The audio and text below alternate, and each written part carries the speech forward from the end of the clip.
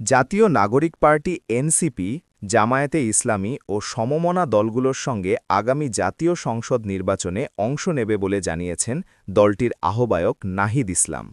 তবে তিনি বলেছেন, জামায়াত ও সমমনা দলগুলোর সঙ্গে তাদের কোনো আদর্শিক ঐক্য হয়নি, এটি একটি নির্বাচনী সমঝোতা।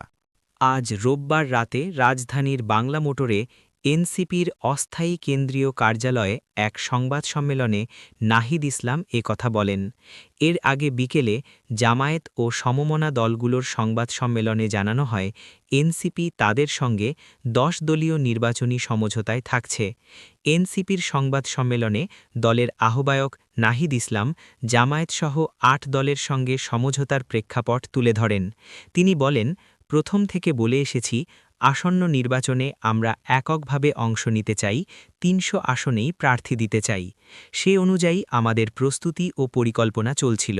সারা দেশ থেকে আমরা আগ্রহী প্রার্থীদের মনোনয়ন আহ্বান করেছিলাম। পরে আরও দুটি দলের সঙ্গে এবি পার্টি ও রাষ্ট্র সংস্কার আন্দোলন আমাদের রাজনৈতিক সমঝোতা হয়েছিল।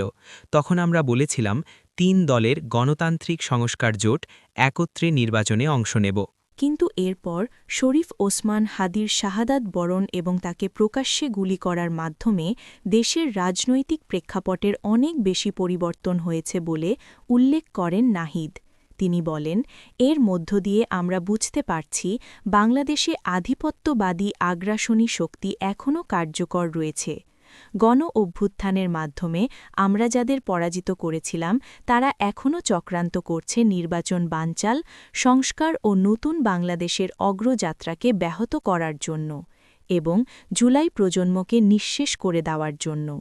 সেদিন শরীফ ওসমানের গায়ে গুলি লেগেছে, কালকে আপনার গায়ে, পরশু আমার গায়ে লাগবে। প্রথম ও প্রধান টার্গেট করা হচ্ছে সারা দেশে জুলাই গণ অভ্যুত্থানে অংশগ্রহণকারী তরুণ, নাগরিক, শহীদ পরিবার ও আহত যোদ্ধাদের। এই পরিবর্তিত প্রেক্ষাপটে নির্বাচন সুষ্ঠুভাবে সম্পন্ন করা ও প্রতিযোগিতাপূর্ণ করার জন্য এবং আধিপত্যবাদী কোনো শক্তি যাতে অভ্যুত্থান পরবর্তী অগ্রযাত্রাকে ঠেকাতে না পারে, সেজন্য এনসিপি বৃহত্তর ঐক্যের প্রয়োজনীয়তা অনুভব করেছে বলে জানান নাহিদ ইসলাম।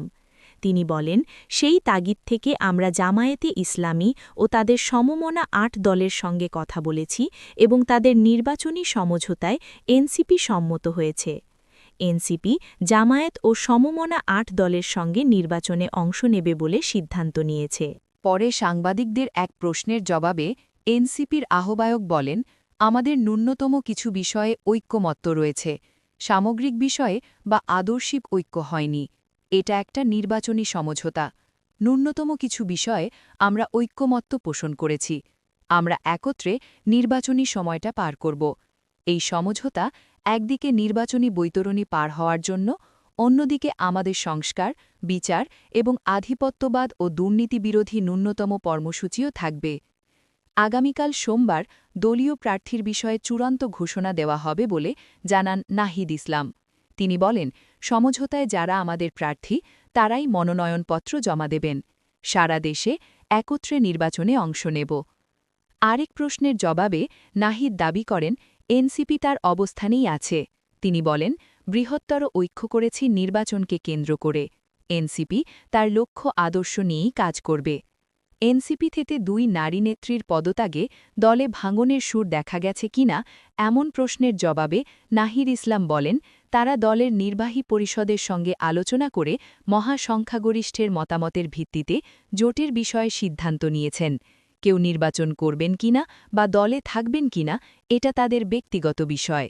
অপর এক প্রশ্নের জবাবে নাহিদ ইসলাম বলেন, এনসিপির নির্বাচনে গণভোটে হ্যাঁ-এর পক্ষে এবং জুলাই সনদের প্রতিশ্রুতি অনুযায়ী কাজ করবে। সংবাদ সম্মেলনে স্বাগত বক্তব্য দেন এনসিপির সদস্য সচিব আক্তার হোসেন। উপস্থিত ছিলেন কেন্দ্রীয় নেতা নাসির উদ্দিন পাটোয়ারি, হাসনাত আবদুল্লাহ, সরজিস আলম, আরিফুল ইসলাম আদিব, আব্দুল হান্নান মাসুদ, মাহমুদা মিতু, দিলশানা পারুল প্রমুখ।